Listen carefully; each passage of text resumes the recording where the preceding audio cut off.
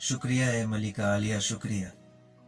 यह कलामात अदा करके पलटी ही थी कि एक आवाज उसके कानों में आई, सुनो, यह तोहफा भी लेती जाओ। आज के बाद ना ही तुमसे मुलाकात होगी और ना ही तुम्हें वापस आने की इजाजत है। इतना कहकर मलिका परी ने शबनम के 2 कतरे उठाए और सामने खड़ी उस औरत के रुखसार पर दे मारे।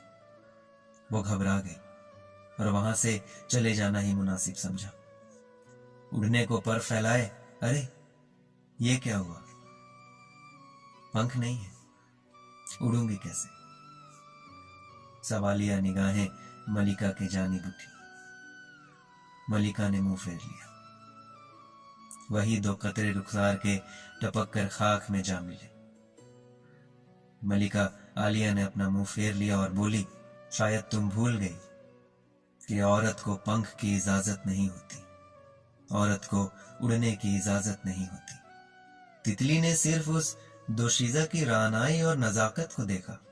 उसे लगा कि इंसान बनना शायद सबसे आला मर्तबा है, लेकिन वह इस बात से बेखबर थी कि मजाजी हुस्न के पीछे कितनी बंदिशें हैं, कितने मसायब छिपे होते हैं।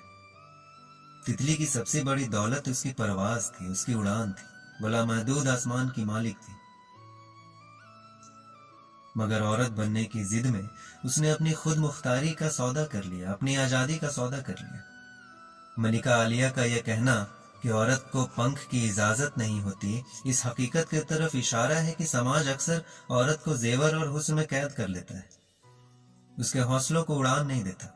मलिका ने उसे खबरदार किया था कि दुनिया कांटों की सेज है, फूलों तक पहुंच पाना मुश्किल होगी और कांटे बदन को छलनी कर देंगे। ये इस बात का इस्तेआरा है कि एक आजाद रूह जब दुनियावी रिश्तों और बंदिशों में बंधती है तो उसे हर कदम पर जब्त और सब्र का इम्तिहान देना पड़ता है। मलिका ने जो 2 कतरे उसके रुखसार पर मारे थे, उसके गाल पर मारे थे, वे महज पानी नहीं बल्कि अश्क थे, आंसू थे। वो इस बात का पेश खेमा थे कि अब इस हसीन वजूद की तकदीर में सिसकियां और खामोश मातम लिखा जा चुका है। वो अपनी मासूमियत खोकर गुरूर तो पा गई, पर सुकून खो गई।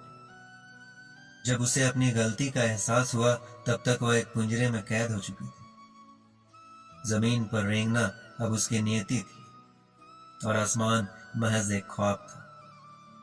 परिंदों को मिलेगी मंजिल एक दिन, ये फैले हुए उनके पर बोलते हैं। वही लोग रहते हैं खामोश अक्सर जमाने में जिनके हुनर बोलते हैं।